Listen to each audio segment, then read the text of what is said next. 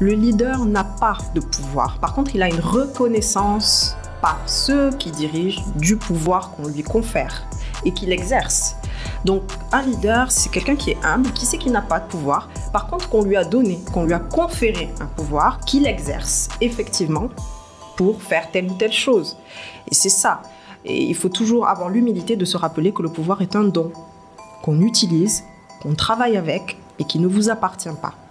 Et tant que vous avez la reconnaissance des autres, que vous êtes le leader, que vous êtes celui qui exerce le pouvoir, alors vous êtes un bon leader. Parce que les gens ne vont pas vous reconnaître du leadership si vous êtes un mauvais leader. C'est sûr. Ou si vous vous prenez pour un prince. À un moment donné, ils vont peut-être faire semblant, mais derrière vos dos, ils vont dire non, tu n'es pas un bon leader. C'est pas quelqu'un qu'on a envie de suivre spontanément, naturellement. Donc un bon leader, c'est quelqu'un qui est humble et qui comprend que le pouvoir qu'on lui a conféré sert à faire quelque chose de bien.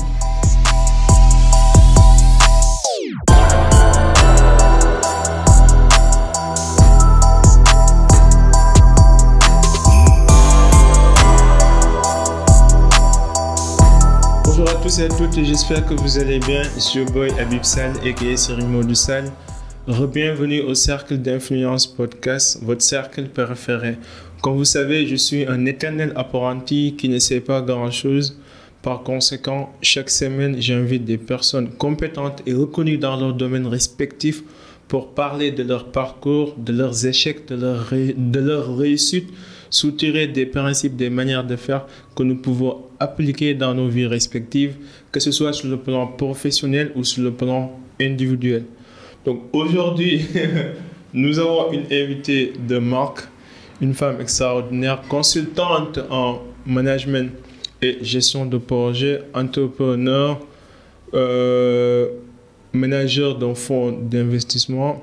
Donc je vous invite et je vous demande de nous aider à accueillir sur le cercle notre chère Laetitia Adji. Laetitia, bienvenue au cercle. Merci. Je suis honoré de t'avoir ici et merci d'avoir accepté l'invitation. Merci de m'avoir invité. Super. Donc pour les gens qui nous écoutent, est-ce que tu peux nous décrire brièvement ton parcours pour que les gens puissent comprendre un petit peu tout ce que vous faites, tout ce que tu fais, pardon. Ben, moi, je suis directrice générale de cabinet financier. Super. Qui fait d'intermédiation financière qui s'appelle SKBA Consulting. Ça fait maintenant 4 ans que je travaille là-bas. Ça fait un peu plus d'une année que j'ai pris la direction. On est en train de s'agrandir. Donc, on a un cabinet d'intermédiation financière, tout ce qui est plus classique. On cherche des financements pour des projets privés, étatiques, au Sénégal et dans la sous-région ouest africaine. Et on se développe nos activités, notamment du trade. Et on est en constitution de fonds d'investissement pour pouvoir, en local et à notre niveau, financer des projets, notamment privés. Donc c'est en constitution, c'est pas encore tout à fait prêt, mais on espère que pour cette année, ça sera OK. Super, super. Donc, est-ce qu'on peut retracer le parcours? Est-ce que tu peux nous parler de ton enfance, de l'école?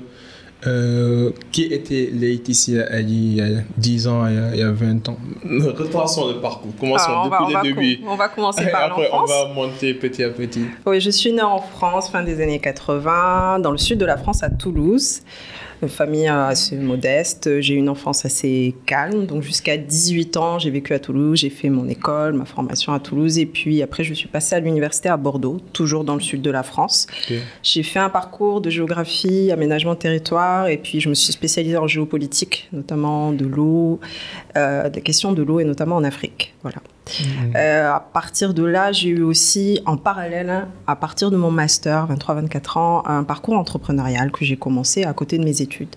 Et puis, chemin faisant, et notamment le goût de venir en Afrique, j'ai commencé ma première entreprise, donc passé mon master, je suis venue m'installer au Sénégal et j'ai commencé réellement mon parcours entrepreneurial ici. Okay. J'avais 24-25 ans, avec un centre d'appel. Super. Ça a été le démarrage de ma carrière ici. Puis après, j'ai enchaîné d'autres entreprises qui m'ont amené jusqu'à devenir directrice générale maintenant de ce cabinet d'intermédiation financière. Super, super. Quels sont les conseils ou bien les principes de vie que tes parents t'ont inculqués et qui t'ont aidé dans ta vie entrepreneuriale? Bon, Je pense que c'est ce qu'on parlait tout à l'heure, la persévérance. Ouais, mon père m'a toujours poussée. J'étais jamais été une élève très brillante. Jamais excellée dans aucune matière. Donc, j'ai beaucoup travaillé pour me maintenir et justement passer le cap à chaque fois pour continuer mes études générales. J'avais l'ambition de faire des choses grandes parce que je trouvais ça intéressant. J'avais le goût de la connaissance.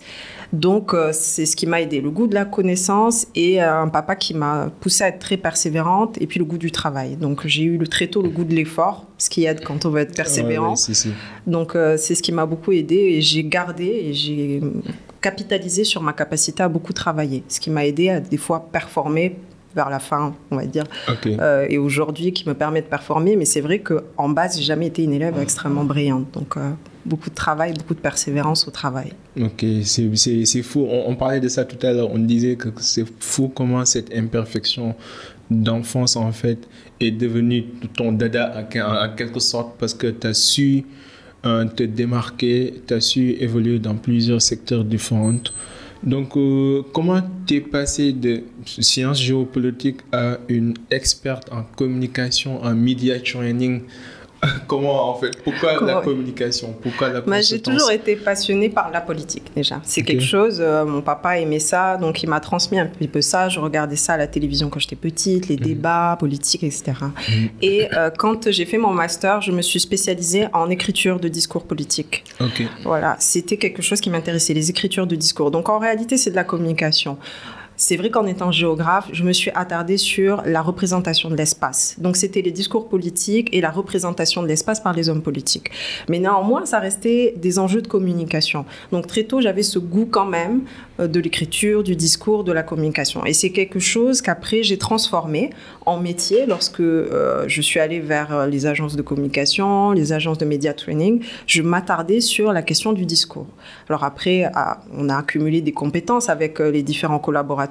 Mais moi, j'étais axée sur cette compétence-là, l'écriture de discours et la représentation dans les discours. C'était vraiment ce qui faisait ma compétence. Super. Parce que moi, personnellement, quand j'analyse la sphère politique, par exemple, américaine par rapport à la sphère politique sénégalaise, en termes de compétences communication, on sent la grande différence entre les deux pays. Donc, d'après toi, quelles sont les lacunes que nos politiques ont dans ce domaine? Ou bien quand tu analyses les secteurs, que vois-tu? Bon, déjà, il y a deux cultures différentes. La culture américaine est une culture beaucoup plus orale. Dès le départ, on met les enfants à l'école dans l'exercice du speech. Ici, on a une écriture francophone de la littérature, donc de l'écrit. Et l'oral est parfois un peu moins important, on va dire. On fait beaucoup moins d'exposés oral. On expose moins les enfants à se mettre en scène à l'oral. Donc, c'est forcément une compétence qu'on développe moins dans les pays francophones. Donc ça, c'est déjà une différence de culture à l'école et de manière culturelle d'apprentissage et de compétences. On a de la compétence à l'écrit. Donc ici, on a une tradition plus écrite et donc c'est vrai que le speech à l'oral, la tenue, la communication non verbale, c'est pas quelque chose qui parle, c'est pas quelque chose qui est très démocratisé, c'est encore quelque chose qu'il faut travailler. Moi, au début, quand j'ai commencé le media training, je devais faire de la pédagogie auprès des hommes politiques pour leur expliquer toute l'importance, en fait, de la communication non verbale. Et c'est vrai qu'eux, ils s'attachaient beaucoup au discours. Oui, mais qu'est-ce qu'on écrit? La belle phrase. Oui, c'est important. Mais si votre communication non verbale n'est pas en adéquation avec ce que vous écrivez, les gens ne vont pas croire à vos discours, bien qu'ils soient bien écrits. Donc, il n'y a pas d'efficacité communicationnelle. Ça, c'était très difficile à faire comprendre et j'ai fait beaucoup de pédagogie auprès de beaucoup d'hommes politiques pour, des fois, signer le contrat alors qu'ils en avaient besoin. C'était un besoin. Mais c'est vrai que, notamment en Afrique, on a aussi d'autres manières de faire la politique. Il y a des enjeux culturels, il y a des enjeux parfois ethniques. Voilà, on est parfois là parce qu'on représente un groupe ethnique, un village, une partie, une région, etc. Donc les enjeux de politique ne sont pas toujours des enjeux de communication ici. Ok, donc quand tu accompagnes par exemple un politicien, tu prends en compte tous ces facteurs, les facteurs ethniques, religieux, les facteurs géographiques, ainsi de suite. Maintenant, si quelqu'un veut devenir un bon orateur ou bien veut exceller dans la communication, est-ce qu'il y a trois principes que tu pourrais les donner qui vont les aider à gagner de la compétence dans ce domaine? Oui. L'honnêteté. parce que quand on ne croit pas en ce qu'on dit, ça se voit. Ça se voit. Il faut vraiment être un artiste de la communication non verbale pour maîtriser son corps afin que les champs, on va dire, de la malhonnêteté ne passent pas. Parce que le corps, quand il ne croit pas en ce qu'il dit, on voit un déphasage et les gens ne vont pas y croire. Ils ne vont pas vous dire « il a menti », mais il va vous dire « je ne le sens pas, j'ai pas l'impression qu'il dit la vérité, il me sent pas très honnête ». Ils vont sentir, en fait, on le sent, on le voit pas, on peut pas l'exprimer de manière intelligible, mais les gens vont sentir, c'est presque intuitif. Ça, c'est la première chose. La deuxième chose que les gens n'utilisent pas en communication, c'est le silence. Le silence, c'est une arme de communication extrêmement puissante. Et les politiques ne l'utilisent pas assez, le silence. Et des fois, créer des silences, ça permet de faire passer des messages. C'est pour ça que j'ai les débats politiques du Sénégal, parce que les gens ne s'écoutent pas. Non, ils ne s'écoutent pas. Et le silence, des fois, on induit des choses, ou on veut faire passer des choses sans les dire. Et ça, c'est très intéressant, parce que sans que vous disiez quelque chose, vous avez déjà fait passer un message. Ça, c'est très intéressant. Le silence, à mon sens, n'est suffisamment pas utilisé en communication. Par exemple. Ok. Comment on peut développer ça, le silence? Comment on peut introduire des silences voulus quand on fait une communication? On a ce qu'on appelle le silence d'autorité. La première chose, quand on vous pose une question en interview, marquer un silence, c'est déjà montrer la maîtrise de votre temps. Donc, prendre le dessus sur celui qui vous interviewe, parce que vous marquez le temps dans lequel vous parlez. Deuxièmement, ça crée comme un petit froid aussi. Donc, ça crée ce qu'on appelle le silence d'autorité. Vous prenez le dessus sur celui qui vous a posé la question. Et deuxièmement, le silence vous permet aussi de ne pas répondre à la question. Quand vous marquez un temps de silence, c'est pas qu'on oublie la question, mais il y a un temps qui s'est passé et vous pouvez répondre à côté de la question. Des fois, les gens ne vont même pas remarquer que vous n'avez pas répondu à la question. Donc, le silence, à plein d'endroits, peut finalement permettre d'être une arme très très forte de communication qui permet de marquer l'autorité, de marquer votre temps et de montrer, je réponds ou pas d'ailleurs à votre question. Super, super. Parce qu'en fait, ce que tu dis là, c'est quelque chose qui est en relation avec le leadership. Parce que le leadership, en quelque sorte, c'est de la communication. Quand tu es leader, tu es obligé, tu es appelé à communiquer souvent. Est-ce que tu penses qu'ici, en Afrique, est-ce qu'on a un problème de leadership? Et quelles sont en fait les lacunes que tu constates quand tu analyses nos leaders en quelque sorte? Les lacunes, c'est très difficile. Alors moi, j'aime pas le mot Afrique parce qu'il y a des réalités en Afrique et souvent quand on utilise le mot Afrique, c'est bon. Moi, le Maroc, l'Afrique du Sud, le Rwanda et le Bénin, on a 4 réalités très différentes. On a les pays anglophones, on a les pays francophones, on a des histoires, des ethnies. Enfin, c'est très différent. Moi, je parlerai pas d'Afrique. Voilà. Okay. Donc, après, les lacunes de nos dirigeants, moi, je pense que les lacunes qu'on a aujourd'hui en Afrique, c'est qu'on veut coller à des modèles qui sont des fois pas adaptés à notre histoire. C'est surtout ça maintenant. Comment créer des modèles légitimes qui vont être reconnus à l'international et qui collent à notre histoire? C'est ça l'enjeu. On peut trouver des choses qui sont bien ailleurs. Au lieu de copier, essayer d'être authentique en quelque sorte. Voilà, de trouver des choses qui peut être des mix, hein, parce qu'il y a des très bonnes choses qu'on peut prendre à l'étranger. Mais il faut quand même avoir collé à qui on est. Parce que si on efface qui on est pour coller un modèle, forcément, ça ne fonctionne pas. Donc, c'est tout le défi, hein, en réalité, parce que c'est un défi. Il n'y a pas tout à jeter dans ce que nous avons fait. Aujourd'hui, le Sénégal, on a quand même un système qui fonctionne. Il y a la paix depuis des années. On a quand même une vie démocratique. Les gens y sont attachés. Donc, il y a quelque chose qui a réussi. Maintenant, l'enjeu, c'est de le perfectionner, de l'améliorer, de l'enrichir de nos histoires respectives, sans en avoir honte, parce que les histoires sont légitimes et sont importantes. Il y a de très belles choses qui ont été faites dans nos histoires et dont on a besoin. La sagesse en Afrique, c'est quelque chose qui existe depuis des millénaires et qui est une histoire tout à fait intéressante à raconter, alors qu'on n'est pas toujours des traces écrites, soit, mais c'est une histoire qui existe et aujourd'hui, les gens sont quand même attachés à leur histoire, à leur culture, à leurs racines. On a quand même beaucoup d'éléments qui montrent ça. Donc, et je trouve que le monde a besoin qu'on partage notre histoire. Parce qu'on a tous une contribution à faire pour le monde. Et l'Afrique doit se saisir de ça. Je trouve quand même la jeunesse se saisit beaucoup de ça. Elle est à la fois ouverte sur le monde avec les réseaux sociaux.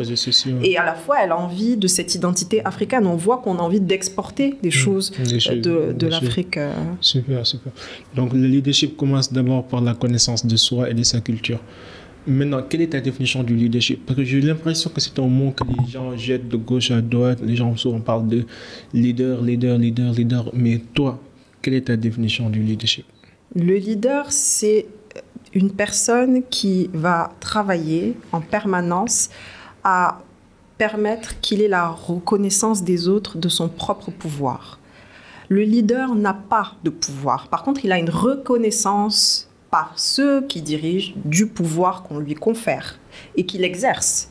Donc, un leader, c'est quelqu'un qui est humble, qui sait qu'il n'a pas de pouvoir. Par contre, qu'on lui a donné, qu'on lui a conféré un pouvoir, qu'il exerce effectivement pour faire telle ou telle chose. Et c'est ça. Et il faut toujours avoir l'humilité de se rappeler que le pouvoir est un don qu'on utilise, qu'on travaille avec et qui ne vous appartient pas.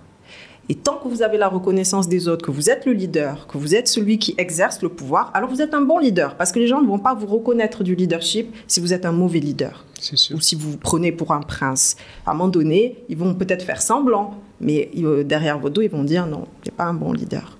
C'est pas quelqu'un qu'on a envie de suivre spontanément, naturellement. Donc un bon leader, c'est quelqu'un qui est humble et qui comprend que le pouvoir qu'on lui a conféré sert à faire quelque chose de bien. J'aime bien cette expression d'un général américain qui disait lead, follow ou get out the way. Genre, soit tu diriges, soit tu suis, soit genre, laisse-nous aller, quoi, ne nous perturbez pas. Maintenant, le leadership va en quelque sorte avec le pouvoir. Et parfois, je vois beaucoup de personnes qui associent en fait que le leadership est en quelque sorte une quête de pouvoir et que ce n'est pas forcément basé sur la compétence. Alors que moi, je ne suis pas d'accord avec cet avis.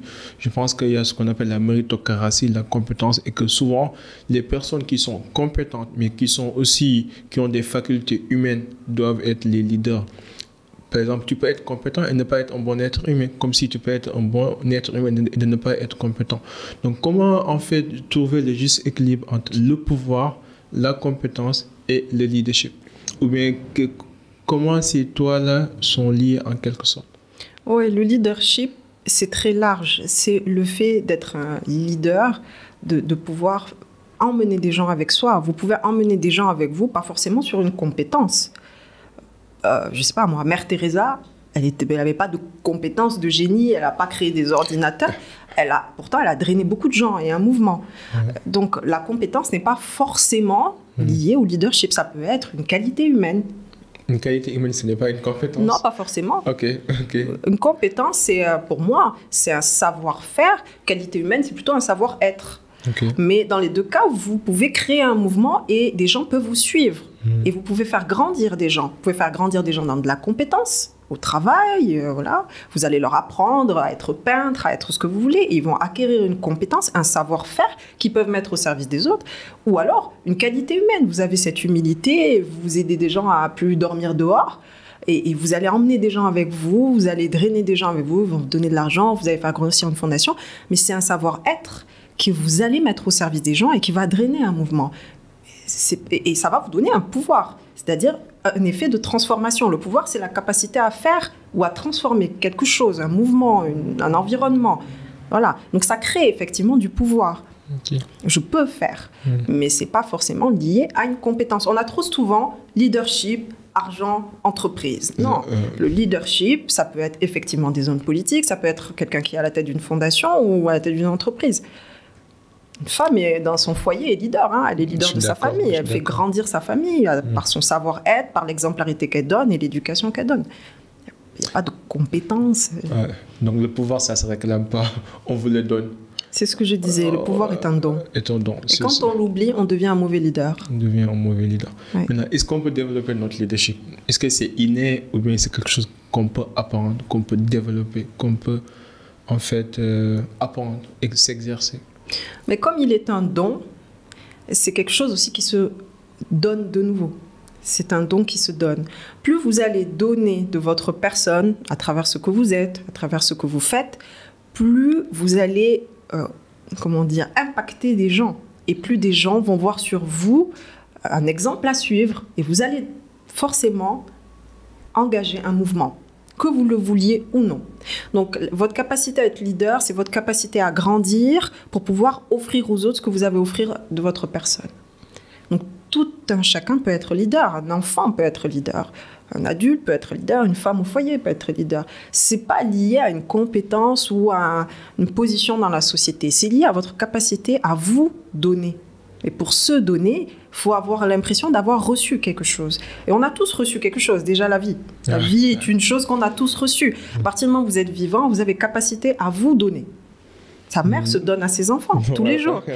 C'est un don. Mais quand on a reçu ce don et qu'on sait qu'on chaque jour on se lève en se disant j'ai reçu le don de pouvoir donner, de pouvoir apporter, à ce moment-là on devient leader. Devient leader, super. Oh, c'est exactement ça. C'est exactement ça. En fait, ouais, c'est vrai, c'est vrai, tu as raison. Maintenant, allons au fonds d'investissement, parce que tu es aussi dans les échanges de projets, les financements, ainsi de suite.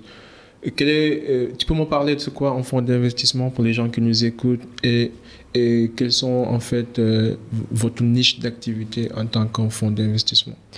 Un fonds d'investissement, comme on dit, c'est un fonds d'investissement, c'est-à-dire une quantité d'argent qui est réunie pour financer des projets. Donc, c'est une grosse somme d'argent qui permet de financer beaucoup de projets. Nous, on essaie de créer une constitution de fonds en propre, en local, ici au Sénégal, qui va être adossée à notre cabinet. Donc, c'est nous qui aurons la main sur le fonds et qui va pouvoir décider d'aider des entreprises à se développer en investissant. C'est en constitution. Maintenant, on n'est pas encore tout à fait prêt sur cela, même si on finance des projets à travers des institutions financières de manière tout à fait classique, mais on n'a pas encore la main sur le fond pour pouvoir le faire nous-mêmes. Mais c'est quelque chose, oui, qui est très exaltant. On est en train de faire une liste déjà de projets sur lesquels on va investir. Beaucoup de projets privés, parce que moi qui viens du privé, je privilégie l'investissement privé parce que je sais que c'est difficile. Les banques demandent beaucoup de garanties. Les startups ont des difficultés parce qu'elles n'ont pas un historique économique qu'elles peuvent faire valoir pour dire, voilà, l'entreprise est créée depuis 3 à 4 ans, nous avons des bilans et donc nous pouvons dire que nous pouvons lever telle ou telle chose. Donc quand on est une start-up, on est en démarrage, on n'a pas de bilan, on n'a pas d'historique et là c'est très difficile. Donc pourtant il y a des bons projets, il y a des bonnes idées, il y a des marchés. Donc il faut avoir cette intuition aussi du business pour pouvoir dire ok, là on va essayer de structurer de manière à pouvoir mettre le maximum de garanties en notre faveur, que le financement se déroule bien, soit bien remboursé, que ça soit profitable. Mais il y a des choses qu'on peut tout à fait accompagner. Il y a des marchés qui sont tout à fait intéressants. Après, c'est vrai qu'on a échangé. Je préfère les marchés de niche. Voilà, moi, je suis comme ça. Parce que moins il y a de compétition, plus c'est facile, effectivement, de prendre le marché. Pas toujours, parce que des fois, il faut faire de la pédagogie pour rentrer sur le marché, parce que même si le marché est là, des fois, on ne connaît pas bien le produit ou le service. Et donc, du coup, les consommateurs ne vont pas aller rapidement sur le service ou le produit que vous mettez sur le marché, parce que ce n'est pas connu, on ne comprend pas à quoi ça sert, etc., même si le besoin peut exister. Donc, il faut faire attention, ce n'est pas toujours évident d'être sur des nouveaux produits ou sur des niches, mais moi, j'aime bien ce genre d'expérience. Ouais, super. Mais sur quels critères basez-vous pour choisir les entreprises ou les projets dans lesquels vous allez investir? Vous avez des critères d'évaluation, de sélection? Oui, bon, évidemment qu'il y a un critère comptable. Il faut voir la profitabilité, la maturité du marché. Ça dépend des pays en réalité. Il faut voir la maturité du marché sur chaque pays. Est-ce qu'il y a des concurrents qui sont en place? Comment ils fonctionnent? La taille du marché. Voilà. Le Sénégal ou la Côte d'Ivoire, on est sur 2 marchés complètement différents. On n'a pas le même nombre d'habitants. Donc, on a aussi des marchés qu'il faut bien identifier. Mais c'est vrai que là, on va parler d'Afrique de manière générale. L'Afrique, de manière générale, c'est quand même des populations très jeunes. Donc, des marchés et des consommateurs en devenir qui sont relativement nombreux. Donc là, on a quand même des marchés intéressants. Parce que même si vous prenez des parts de marché de 5, 10, 15, 20% d'une population, quand elle est très nombreuse, ça fait quand même beaucoup de consommateurs. Ouais. Donc, on a un marché qui est intéressant pour ça, parce qu'on a un marché très jeune. Et donc, qui sont des futurs consommateurs en puissance. Et surtout un marché consommateur qui consomme beaucoup, qui produit moins et qui consomme beaucoup. Maintenant, en fait, ce que je voulais dire, c'est sur quelle niche financez-vous d'habitude? Vous avez une niche particulière? Non, je n'ai pas de niche particulière. Je regarde tous les projets qu'on me propose avec attention. Et après, je regarde la qualité business qu'il y a derrière. Voilà. Des fois, c'est pas vraiment structuré. Les gens viennent avec plus une idée qu'un projet en réalité. Nous, on en fait un projet. Non, mais j'ai vu des gens venir vraiment avec une idée très simple. Hein. Vous avez déjà financé une idée? Oui. Ah bon? Ouais, on a financé une start-up privée à hauteur de 25 millions d'euros. Oh, ça, c'est beaucoup de risques. Hein. Mais il y avait un marché. Voilà. Et ça marche? Oui, ça marche. On fait ce qu'on peut pour que ça marche. C'est difficile, mais oui, ça fonctionne. Alors, ça a été compliqué parce qu'il y a eu les années Covid, on ne va pas se mentir, qui sont passées par là au moment où on a financé. Donc, l'entreprise est rentrée directement dans le Covid. Mais oui, c'est intéressant de... oui, on a financé des startups. Et au début, on nous disait que c'était impossible. Impossible de financer des startups sur 1 million d'euros. Impossible parce qu'il n'y a pas d'antécédents. Impossible parce qu'on ne l'avait jamais fait. Impossible. Et on n'avait eu que des « c'est impossible ». Bon, la preuve que non. Oh. Mais c'est fou que vous financez une idée. Parce que moi, j'ai déjà fait des pitchs là où vous défendez votre projet, vous montrez les chiffres, ainsi de suite. Et souvent, les investisseurs, ils investissent sur la personne, mais aussi sur la rentabilité du projet. Alors que quand vous venez juste avec une idée, genre, il n'y a pas de résultat. Donc, est-ce que, genre, sur quel type de personnalité financer, sur quel type de personnes, quels sont les types de personnes que vous préférez investir sur elles et voir leur avancement, leur évolution? Est-ce que vous avez un modèle particulier de leader, de porteur de projet? Par exemple, sur celui-ci, c'était quelqu'un qui est extrêmement compétent dans son domaine. Donc, quelqu'un qui avait vraiment travaillé à l'étranger pendant des années. Donc, c'était quelqu'un qui était aguerri dans son domaine de compétences. Donc, c'était plus facile de l'accompagner parce qu'il savait exactement de quoi il parlait. Donc, il faisait autorité dans son secteur. Non, mais c'est vrai, on va pas se mentir, on n'investit pas des millions d'euros sur quelqu'un qui vient de débarquer. D'accord? Donc, il avait une expérience, il faisait autorité dans son domaine, il savait manipuler dans son secteur le produit de A à Z. Donc, effectivement, ça a fait foi quand il a demandé. Ce sur quoi il fallait l'aider, c'était vraiment la structuration financière. Le reste... c'est lui qui faisait autorité et qui savait comment il allait utiliser ces fonds-là. Et le marché était présent, donc on n'avait pas de difficulté majeure. Faut que je te pose cette question, parce qu'en fait, comment tu te réinventes à chaque fois? Alors, on a parlé de l'entrepreneuriat, on a parlé de fonds d'investissement, on a parlé de communication, de consultance.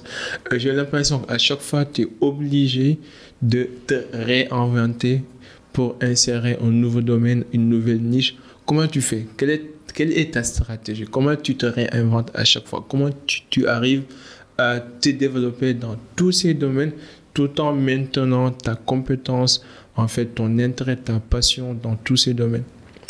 Comment tu fais? L'humilité.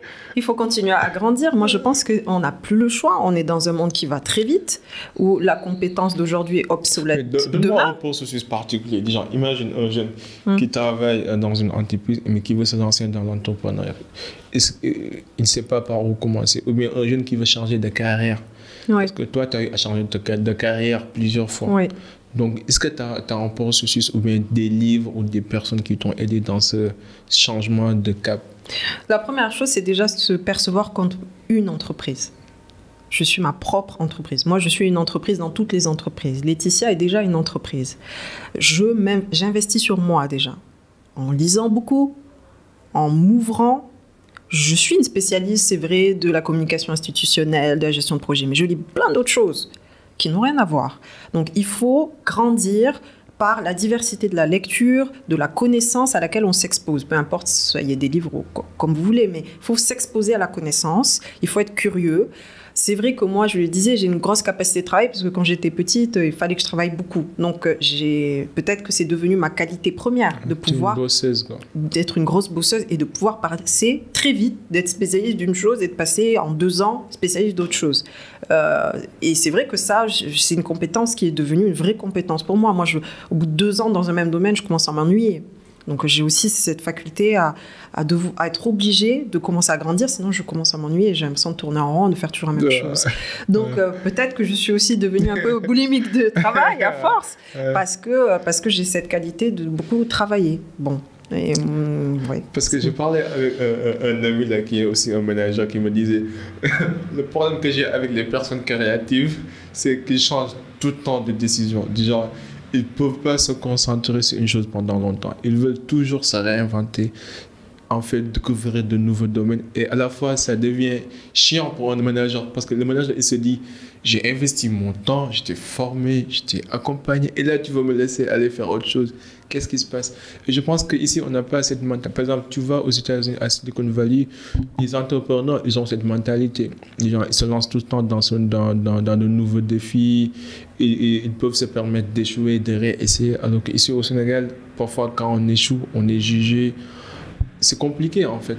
Oui, mais le problème ici, c'est que les grosses entreprises, souvent, n'ont pas la possibilité d'offrir... Par exemple, vous parliez de la Silicon Valley. La Silicon Valley, c'est intéressant parce que Google met à disposition l'ouverture pour qu'un employé qui est venu en 2017 fasse autre chose. Et donc, ils ouvrent ses potentiels. Ici, on ne le fait pas. Donc, pour évoluer, on est obligé souvent de partir. Et on ne fidélise pas le collaborateur. Parfois, quand on part, on est perçu, les gens le perçoivent comme une trahison en quelque sorte. Ouais. Et c'est ça ce qui est mal en fait. C'est pour ça que je disais, il faut se considérer comme sa propre entreprise. Quand vous êtes au sein d'une entreprise, il faut que vous créiez le besoin de l'entreprise pour grandir. Ah tiens, moi je pense que si on ouvrait un département, ça serait intéressant. Et vous commencez à travailler un petit peu à côté de ce que vous avez à faire. Vous commencez à semer une graine, travailler un peu ça. Ah tiens, j'ai ramené ça. Et vous allez créer ce nouveau poste que vous voulez au fur et à mesure. Mais est-ce que vous avez envie de rester 2 heures de plus pour cette société sans être payé? Ouais, c'est la motivation. Il y a la motivation. Faut motiver les gens. J'ai créé souvent mes postes. Mes postes n'existaient pas. Je les ai créés. Mais parce que j'ai travaillé dans ces entreprises comme si c'était les miennes parfois. À rester le soir, à faire d'autres choses. Et j'ai créé des départements comme ça. Moi, il y a un département que j'ai créé dans la société où on fait un peu de trading. Ça n'existait pas, mais je l'ai créé. Non, mais ici au Sénégal, je connais les entreprises sénégalaises. Tu essayes de te montrer créatif, de venir avec de nouvelles idées. Les gens vont t'écarter. Ils vont dire que toi, tu es trop ambitieux. Reste à ta place. Qu'est-ce que tu fais là? On n'a pas cette mentalité de développement comme on les trouve avec les Américains. Mais ici, si tu te montres très simple, moi ça m'est arrivé dans certaines entreprises où moi je suis extrêmement ambitieux. D'arriver dans certaines entreprises où j'avais des idées, j'essayais de les proposer. Soit le manager il appropriait mes idées, soit il me disait carrément petit, reste à ta place. Donc comment, pour les jeunes qui nous écoutent, c'est vrai. Non, alors après, il faut dire les choses telles qu'elles sont. Quand on touche l'excellence, c'est un combat. Il faut être prêt à combattre. Et combattre, c'est être dénigré. Moi, j'ai été virée, l'entreprise là où j'étais. J'ai été virée pendant 1 an. Ouais. Pareil. Pendant 1 an. Parce que je ne suivais pas ce qu'il fallait suivre. J'ai suivi la droiture du travail. On ne s'est pas entendu. Il m'a virée. Et un jour, il m'a rappelé. La vie continue. Et un jour, il m'a rappelé. Et je suis revenue. Pourquoi? Parce qu'il m'a donné raison. Mais il fallait que j'accepte, finalement, l'humiliation pendant 1 an d'avoir été virée comme une malpropre. J'ai accepté en silence. Vous savez, dans la vie est juste. Soit vous faites justice vous-même et vous criez waouh, waouh, waouh. Et les gens vont dire voilà, j'avais raison, lui, et ça vaut rien. Regarde, il a mangé dans cette entreprise et maintenant il crache dessus. Moi, je n'ai jamais craché. C'est vrai que c'était injuste pour moi. Je me suis tuée en silence. Et j'ai attendu que la vie me fasse justice. Mais un jour, il m'a appelé, il m'a demandé pardon. Je suis revenue. Et aujourd'hui, je dirais, cette entreprise, on est les meilleurs amis du monde. Pourquoi? Parce que j'ai accepté le combat de me dire, c'est injuste, mais je sais que j'ai raison. Et quand on a raison et qu'on est dans la vérité, elle prend les escaliers, mais elle finit toujours par arriver au sommet. C'est sûr. En même temps, l'âge n'est pas un critère de compétence. Et c'est ceux mêmes qui vous ont craché dessus qui vont vous élever. C'est ça la morale de l'histoire. Mais il faut être patient.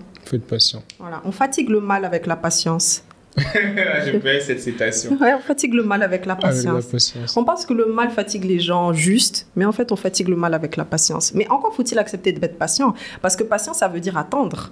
Et l'homme n'aime pas attendre. Parce que parfois, nous aussi, les jeunes, on est trop impatients. Oui. On est dans la fougue, on est dans la réaction. Et parfois... Oui, et on veut se faire justice soi-même. Ah, c'était injuste pour moi, donc je vais dire ça, je vais faire ça. Non, patiente. Attends, tais-toi surtout. Je dis que le silence était une arme très efficace de communication. Ouais, très efficace. C'est très important.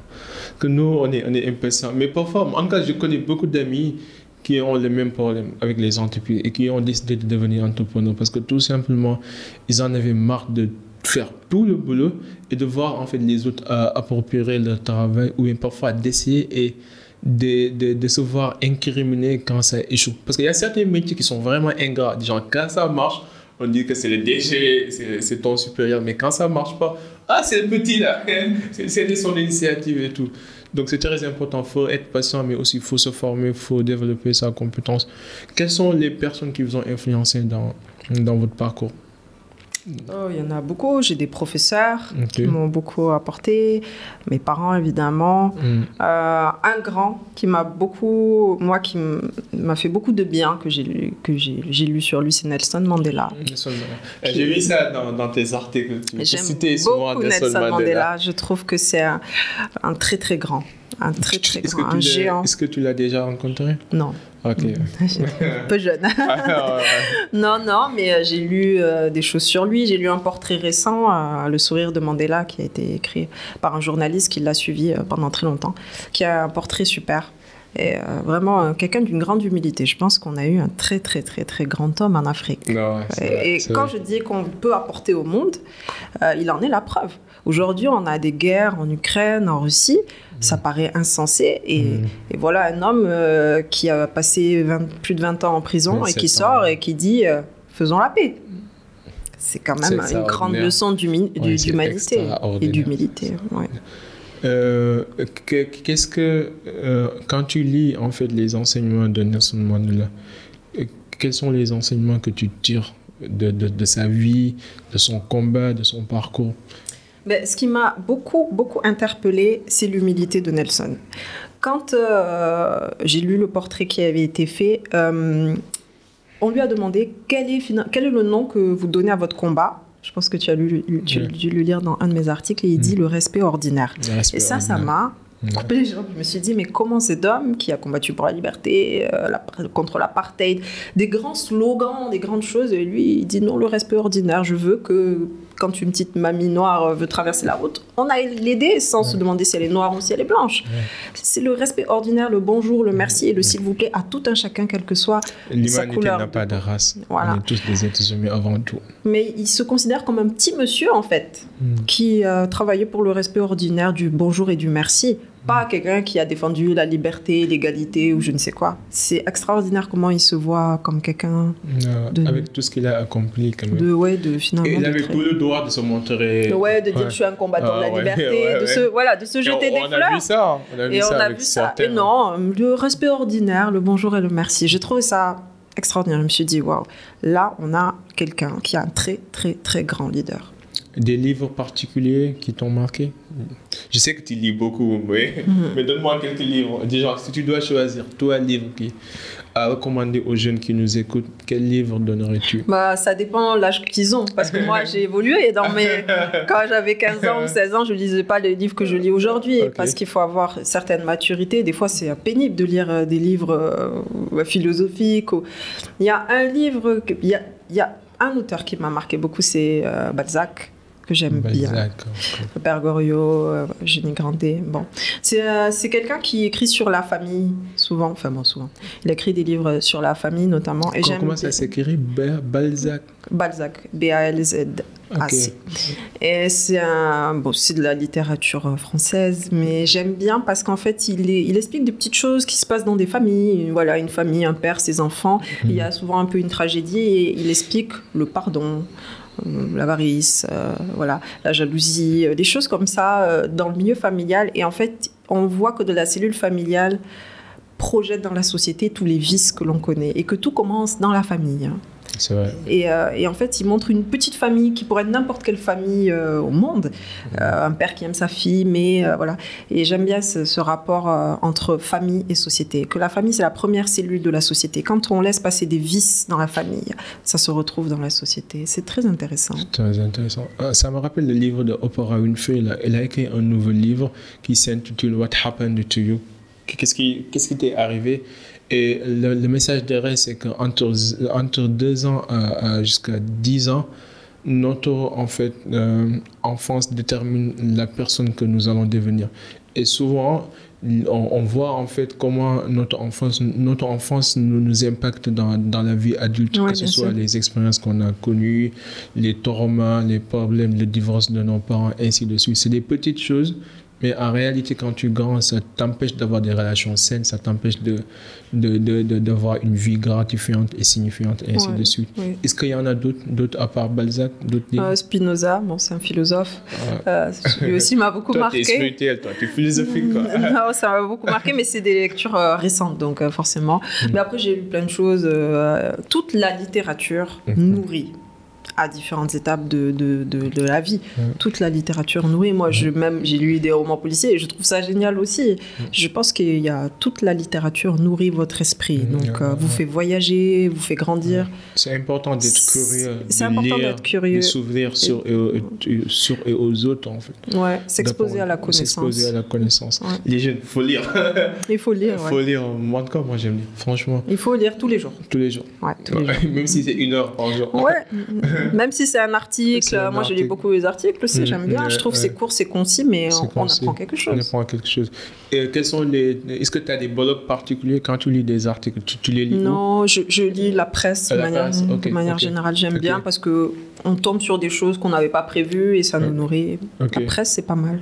Mais quel est votre plus grand échec? Et qu'est-ce que cet échec vous a appris? Moi, j'ai pas d'échecs. Ah bon? Non, j'ai des épreuves, des difficultés, mais des échecs. Pour moi, l'échec, c'est vraiment le désespoir. Quand on a fermé une porte et on se dit, allez là, j'abandonne, c'est pas pour moi. Ça, c'est un échec. Quand on met plus d'espoir dans quelque chose, c'est l'échec. Tant qu'il y a de l'espoir, c'est une transformation. Donc, je me repose la question différemment. Tu as connu un coup bas? Un coup bas, des difficultés. Ouais. Je fais que ça. Un manager, ce n'est que gestionnaire de difficultés. On gère des difficultés tous les jours, mais... quelle est ta difficulté préférée? Alors, donne-moi, tu as connu quelque chose quand même qui t'a marqué? Moi, je pense que la grande difficulté pour moi, ça a été peut-être la gestion de ma vie privée. Parce que quand on est exposé au pouvoir ou qu'on l'exerce, c'est difficile, on est seul, on est exposé à la solitude. Le pouvoir et la solitude, c'est... Comme on dit, it's lonely at the top. Ouais, la solitude est inhérente au pouvoir. Il faut savoir que quand on exerce le pouvoir, qu'on est dans des milieux de pouvoir, on est très seul. Et ça, parfois, c'est difficile à gérer. Et moi, vivant dans un pays étranger, c'est vrai que la solitude, pour moi, au début, ça a été quelque chose de difficile à gérer, très difficile. Maintenant, voilà, ça fait partie de ma vie et je le vis très bien. Mais au début, ça n'a pas été simple. Ouais, je comprends. Ouais, je comprends. Est-ce qu'il y a une chose que tu appréciais auparavant et que tu apprécies plus maintenant? Est-ce que tu as changé d'avis sur une vérité, sur une réalité, sur un principe? Ouais. Bon, on en discutait un peu tout à l'heure, c'est le principe de la liberté. La liberté, le mouvement, le fait de changer, de passer à droite, à gauche, de croire que la liberté, c'est pouvoir choisir de nouvelles options tous les jours. Un peu le zapping. Ça, j'ai évolué, j'ai grandi. Maintenant, je suis plus dans l'idée d'un engagement et d'un choix d'une voie et de rester dans cet engagement. Pour moi, liberté va avec fidélité. C'est un peu contradictoire, mais quand on choisit librement une route et qu'on s'y engage, cette route finit par nous libérer. Mais il faut être fidèle à cette route-là. Comme on disait tout à l'heure, la discipline, c'est la liberté. Parce que quand tu es discipliné et que tu sais ce que tu dois faire, tu es libre. Tu es libre, en fait. La répétition libère. Les gens n'y pensent pas, mais c'est comme quand on fait du piano. Au début, c'est fastidieux, on dit telle note. Mais une fois qu'on a bien enregistré les notes, on est libre sur le piano. En même temps, c'est réconfortant de savoir ce qu'on va faire. Par exemple, tu vois Mark Zuckerberg porter les mêmes types de chaussures, les mêmes types de vêtements, parce qu'il se dit, je ne veux pas perdre mon temps chaque matin à choisir quels vêtements je vais mettre. Tu vois, c'est la discipline, quoi. Je me libère de cette tâche difficile parce que j'ai d'autres tâches beaucoup plus importantes. Ouais, la répétition libère. La répétition. Maintenant, est-ce qu'il y a une loi universelle que tu aimerais appliquer? Si tu dois choisir une loi universelle que tout le monde doit appliquer, ce serait quoi? Le choix de l'amour. Ouais. Ça veut dire quoi, le choix de l'amour? Le choix de l'amour du prochain. Je trouve que c'est la loi universelle qui libère le plus. On doit aimer tout le monde. On doit aimer son prochain. Et ça permet de faire en sorte que... Moi, j'ai pas de problème, par exemple, entre les riches et les pauvres, mais ta richesse ne doit pas se faire au détriment de la vie de quelqu'un d'autre. Et si tu as l'amour de ton prochain, tu as l'amour au moins de sa vie. C'est-à-dire que tu peux pas supprimer sa vie pour vivre mieux alors que tu peux vivre déjà bien sans supprimer la vie de quelqu'un. L'amour du prochain. Et l'amour du prochain, le prochain, c'est pas celui qu'on connaît, avec qui on est proche culturellement. C'est celui qui habite à l'autre bout du monde et qu'on va jamais rencontrer. Et qui est très différent de nous et qui vit pas les mêmes réalités. Voilà, c'est ça l'amour du prochain. L'amour du prochain, c'est la loi universelle. Si on a la considération de l'amour du prochain, de la vie du prochain, alors on va s'auto-freiner dans une certaine expansion parce qu'on ne peut pas s'étendre au point d'annuler la vie de quelqu'un d'autre au prétexte qu'on ne le connaît pas. C'est comme ce que tu disais tout à l'heure, c'est le respect ordinaire. C'est le respect ordinaire. Il faut respecter tout le monde. Quoi. C'est très important. De quoi es-tu le plus reconnaissant ces temps-ci? La vie. À part ça. La vie, c'est génial. On est tous reconnaissants d'être en vie et en bonne santé, mais à part ça. Est-ce qu'il y a quelque chose ces temps-ci que tu regardes derrière et tu te dis, wow, je suis reconnaissant pour cette chose, je suis reconnaissant de cette activité ou je ne sais pas moi. De la liberté que j'ai. Je crois qu'aujourd'hui, en plus, quand on regarde le monde dans lequel on vit, être libre, de grandir, de faire ses activités, d'avoir sa famille en sécurité, c'est quand même une grâce. Hein. On n'est pas tous à la même école finalement. Et on s'aperçoit qu'on est dans un monde où rien n'est épargné à personne. On ne sait pas si la sécurité d'aujourd'hui constitue la sécurité de demain. Donc oui. Okay. Quand j'ai lu tes articles, je voyais un point qui revenait souvent, c'est les femmes, l'éducation des femmes, l'engagement vers les femmes. Oui. Donc, si tu dois donner des conseils aux femmes qui nous écoutent, des conseils précis, des conseils qui peuvent changer leur vie, étant une femme expérimentée, étant une femme mère qui a connu plusieurs vies, plusieurs parcours, quels conseils donnerais-tu à ces femmes qui nous écoutent? Qu'elles sont importantes. Souvent, les femmes ont tendance à se considérer pas importantes parce que on a les modèles aujourd'hui de femmes leaders qui sont Wonder Woman, chefs d'entreprise, etc. Toutes les femmes n'ont pas ce parcours-là et n'ont pas à l'avoir. Une mère au foyer est une Wonder Woman. Hein. Être moi, par exemple, le job de maman, c'est mon job le plus compliqué. Je trouve que vraiment, je suis leader, chef d'entreprise, manager de dizaines de personnes, mais quand je dois être maman, c'est peut-être mon métier le plus compliqué. C'est un vrai job au quotidien qui est extrêmement exigeant parce qu'il est répétitif et vous avez l'exemplarité et vous avez la responsabilité d'une personne qui demain va être autonome et va être dans la société et va être quelqu'un soit de positif ou de négatif pour cette société. Et c'est votre responsabilité d'en faire un bon citoyen. Donc vous avez l'immense responsabilité des leaders de demain. L'enfant que vous avez, c'est peut-être le futur président de la République. Vous ne le savez pas. On ne le sait pas quand il a 3 ans. Hein. Donc, les mamans ont une responsabilité qui est immense. C'est qu'elles créent la société de demain ou le futur chef de l'État ou le futur grand inventeur. On ne sait pas qui va être cet enfant. Donc, c'est une très, très grande responsabilité. Vous êtes très importante.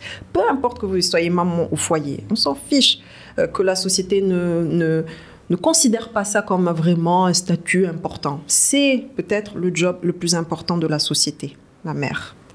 Donc, considérez-vous comme des gens importants.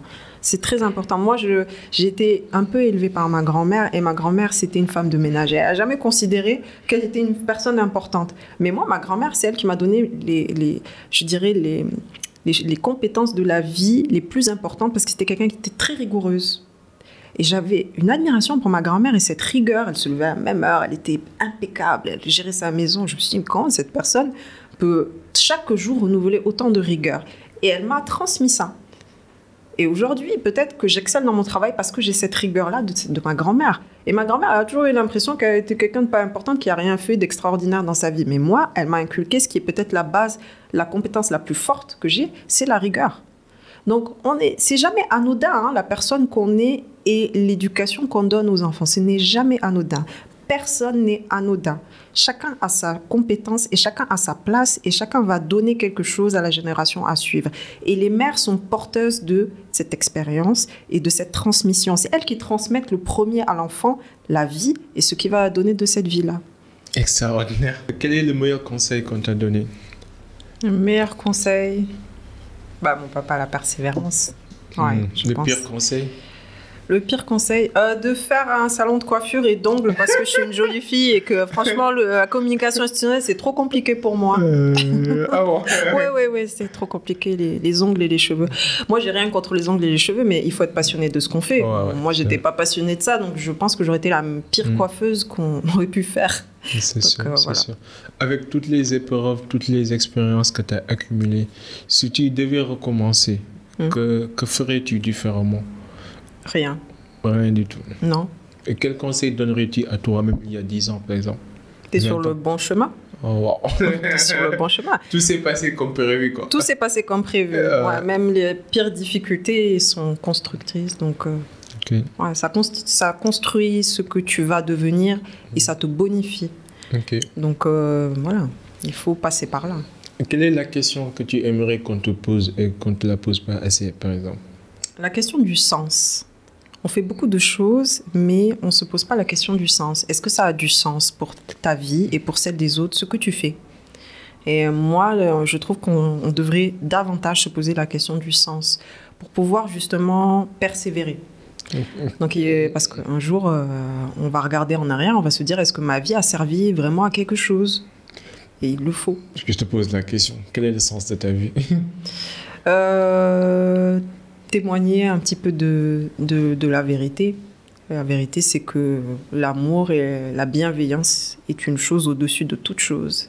Qu'il faut qu'on contribue, chacun de notre manière, peu importe, à être un peu plus bienveillant et à faire un monde un peu plus bienveillant.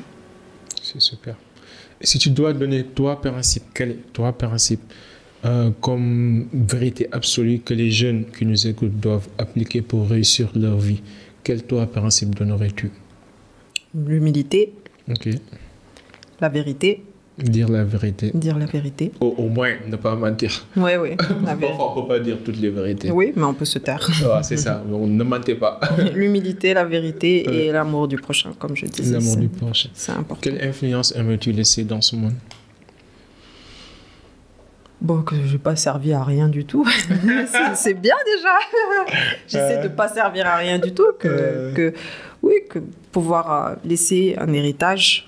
Un héritage. Super. En tout cas, Laïcia, merci. Franchement, j'ai beaucoup appris et je te respecte, je t'apprécie. J'admire tout ce que tu fais. J'ai lu tes articles et je continue de les lire. Je vais les partager avec notre communauté et tout. Et je te félicite de ce que tu as réussi à faire, de tout ce que tu as accompli jusque-là. Et je suis sûr que tu feras d'autres choses meilleures dans l'avenir. Est-ce que tu as un dernier mot pour les gens qui nous écoutent? J'espère que vous allez continuer aussi à grandir, à faire ce que vous faites, parce que le travail de partage, c'est quelque chose de très important. Donc, c'est vrai qu'on a tous nos petites expériences, mais les mettre en commun, ça aide, ça peut aider. Et si ça peut aider au moins une personne, c'est formidable. Donc, bravo pour le travail de partage que vous faites, tout ça, tout ce que vous accomplissez en équipe. J'espère que vous allez faire de grandes choses. Merci. Et je vous souhaite vraiment le meilleur pour la suite. Ça compte, franchement, ça compte vraiment ces mots d'encouragement. En tout cas, comme vous savez, ici, on s'inspire à inspirer avant d'expirer.